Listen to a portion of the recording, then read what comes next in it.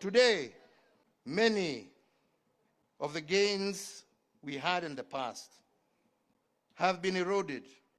Linda Mama and others replaced by new, untried, untested schemes.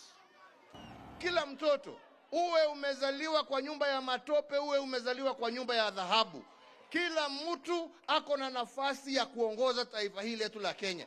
Haja ni apatiwe nafasi. Uhuru Kenyatta is back. Yes, Uhuru Kenyatta is back at the political landscape.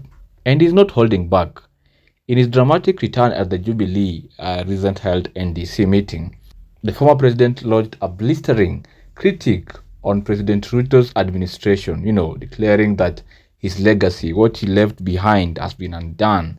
And what he stressed on was on Linda Mama, which has been replaced by schemes like, the Shah or Linda Jamii.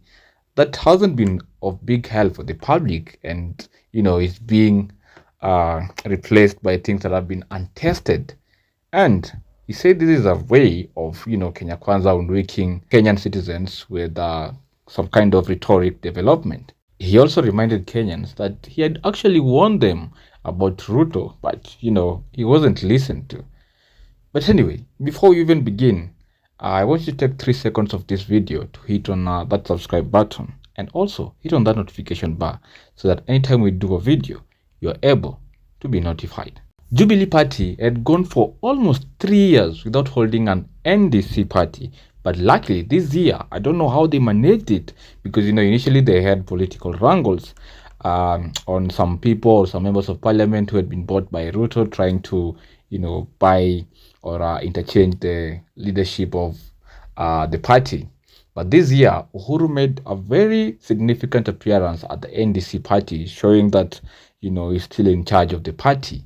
And he didn't just give his wonderful speech, but he didn't hold back to, take a dig at Kenya Kwanza and President William Ruto.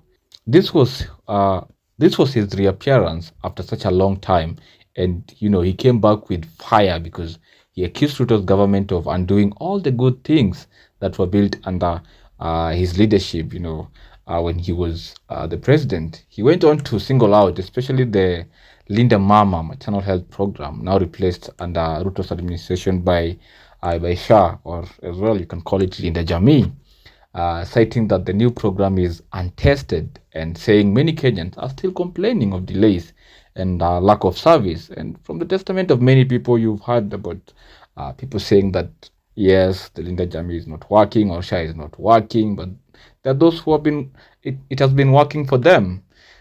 Uhuru reminded the crowd that, State House should not be a seat for political handles or symbolic development gestures, because we know what has been happening. Lately, people have been going to State House, in terms of getting development or showing in support of the Kenya Kwanza government to get favors. But Uhuru says this is hoodwinking the public to buy their votes. But anyway, I just want us to watch a highlight of what Uhuru had to say before you even proceed. In the last general election, I endeavored to pass this message. Unfortunately, it fell on deaf ears and was lost in the noise of insults, character assassinations, myths and stories of dynasties and hustlers, and so on.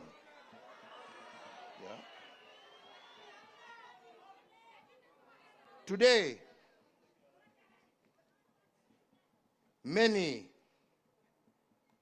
of the gains we had in the past have been eroded. Linda Mama and others replaced by new, untried, untested schemes.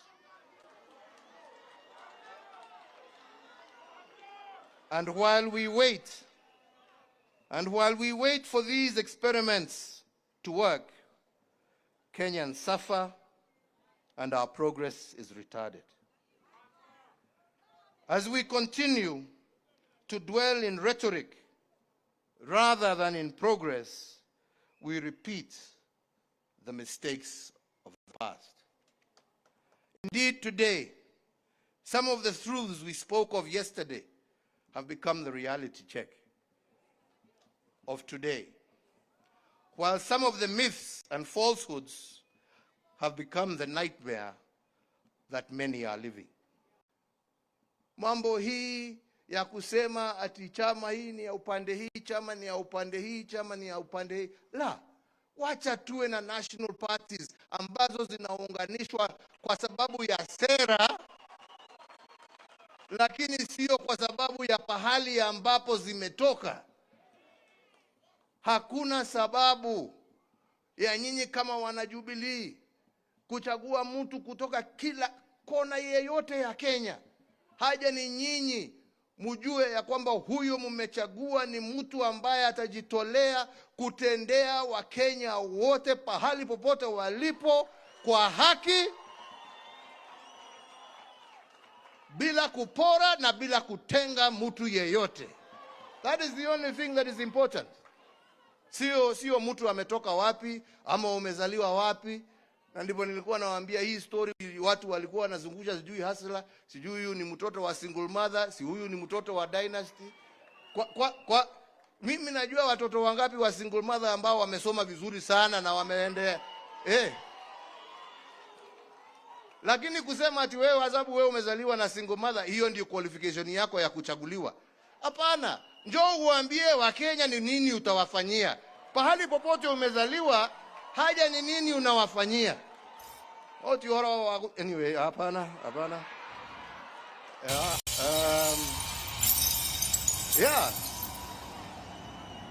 Kila mtoto, uwe umezaliwa kwa nyumba ya matope, uwe umezaliwa kwa nyumba ya dhahabu, kila mtu ako na nafasi ya kuongoza taifa hili letu la Kenya. Haja ni apatiwe nafasi.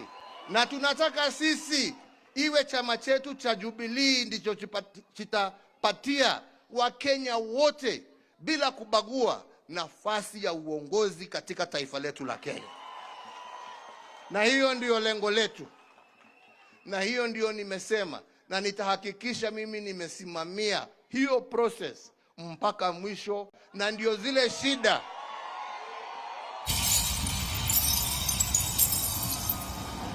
ambazo zilitokea hapo awali, watu kuwa wanauza matikiti na mfuko kulingana na ile pesa wamepewa. Hiyo system imeisha. Transparency itakuweko in all the processes that we shall follow. Na mtu kama ni kiti unataka, wenye viti ni hawa. Well, that's just a highlight. I mean, you can watch or you can get Uhuru's full remarks on other platforms. But to understand even further Uhuru's ire, especially on the issues of Linda Mama, we need to first get a background of what Linda Mama was. You know, initially Linda Mama was launched under Uhuru's leadership to provide maternal care services for the expectant women. And now under Ruto's government and how they've been changing things, from NHIF to SHA, from Linda Mama to Linda Jamii. He's replaced almost everything, and he's done this with one promise that, he's increasing the coverage for mothers, newborns, children, and households. But people still don't understand how, that works, because many have been complaining that it hasn't worked for them. And even recently, we've seen people, especially mothers who have just delivered, being stuck in hospitals because the rules or the policies keeps on changing each and every time. But change doesn't come without, the friction, because many critics have been arguing, and you and me know that many people have been saying that SHA is not yet fully functional, and this is why many people have been complaining, because it's still under testing and they're still learning while they're still implementing it, and many facilities are still confused, and that is why we have delayed service. And that transition seems very rushed, because the change came so fast that didn't give even people time to adjust, not just the citizens but even the hospitals and the doctors or the facilities.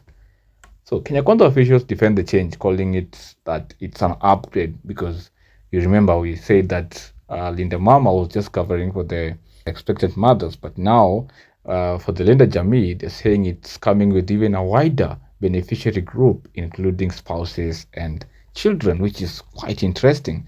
But now people are still complaining because the controversy over the health coverage isn't just about the technicality of it. It's deeply political, and people still don't understand how, it's being channeled, and even how recent cases where we had hospitals, getting some different funds from SHA.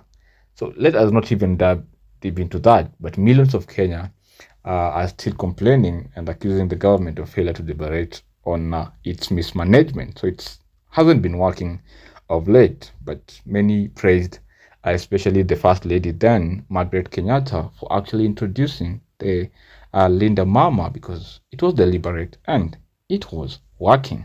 Anyway, let's even forget about Linda Mama and Linda Jamii initiatives. Uhuru didn't even wait for long before responses started coming in, attacking his credibility. Deputy President Kindiki took immediate aim, saying Uhuru misrepresented facts and dismissed the criticism. He actually asserted that Linda Mama was not abolished but expanded to Linda Jamii, which now covers mothers, children, youth and men, a broader scheme, not a narrower one. Hii serikali ya William Ruto imejaribu jameni. Wale wanaikosoa waikosoe, lakini wakuwe na ukweli, wasiseme mambo ya uongo, kwa sababu hiyo Linda Mama ambaye ilikuwa inachunga mambo ya wamama wajawazito, sasa tumeipanua kupitia SHA. Sio Linda Mama pekee, inalinda mama, inalinda mzee, inalinda kijana, inalinda mtoto. Tunaita Linda Jamii, sio Linda Mama peke yake, kwa sababu hata ukilinda mama peke yake na uache vijana, uache wazee, uache watoto, hiyo sio sawa. Kwa hivyo wale wanakosoa, wakosoe kimakusudi, lakini wakosoe vile vile kupitia ukweli, sio kupitia uongo. Na vile wenzangu wamesema, Rais Ruto alikuta mbolea ikiwa inauzwa shilingi 6,500, sasa ni 2,500. Hiyo ni ukweli wa mambo.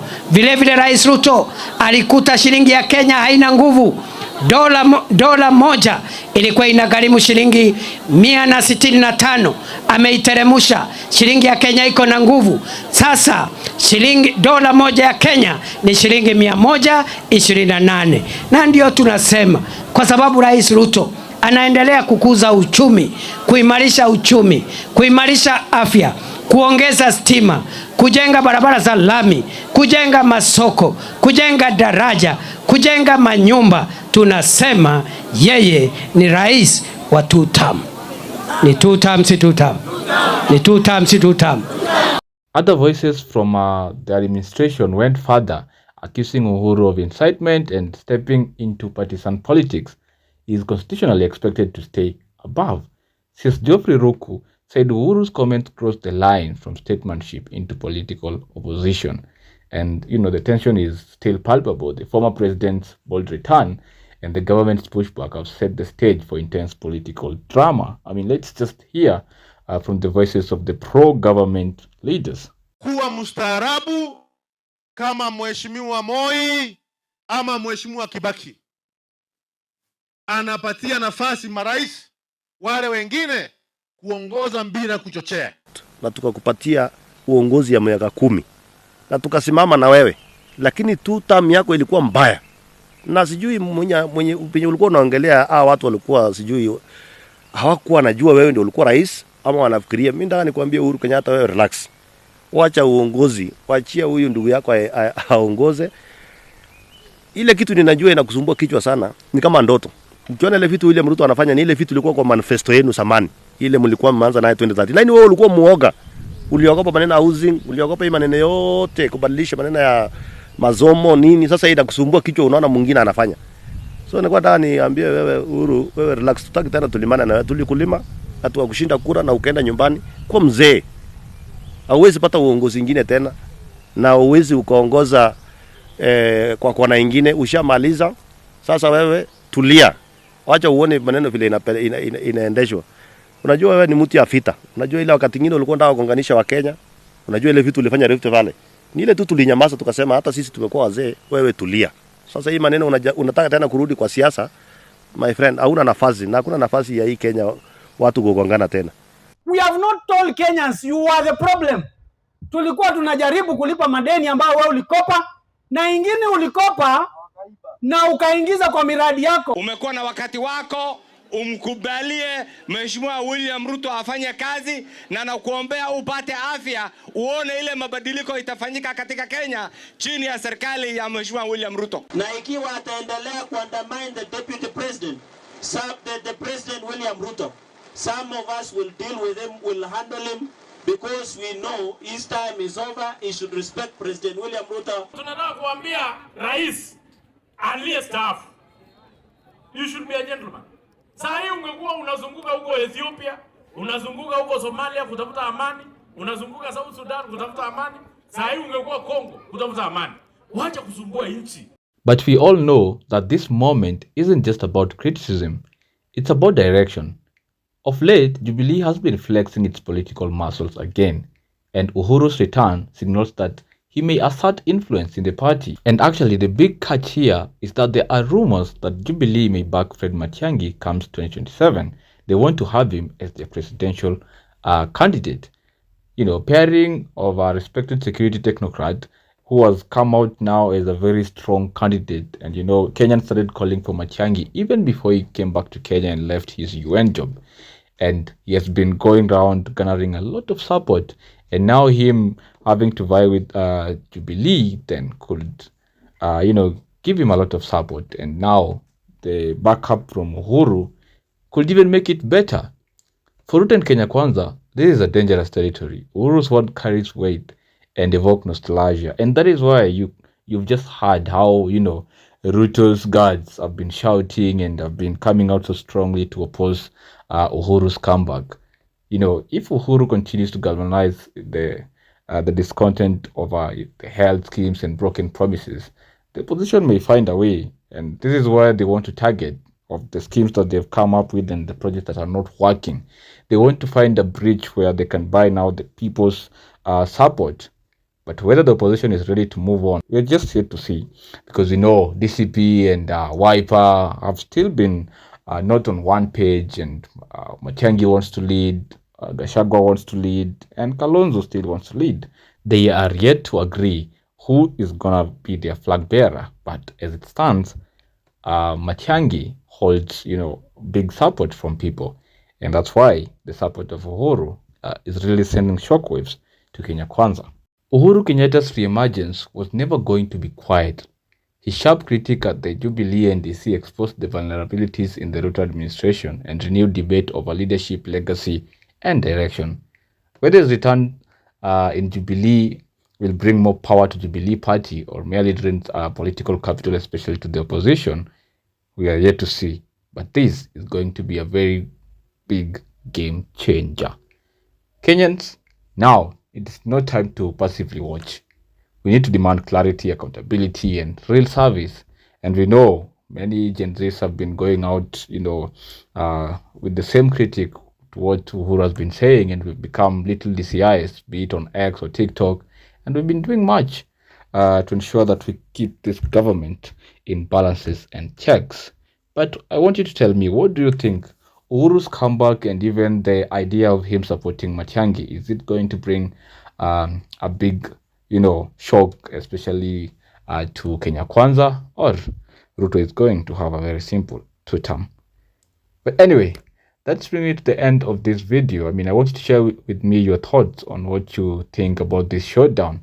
Is Uhuru re-emerging and coming back to the political life, or was this just an appearance at the NDC and then he goes back silent?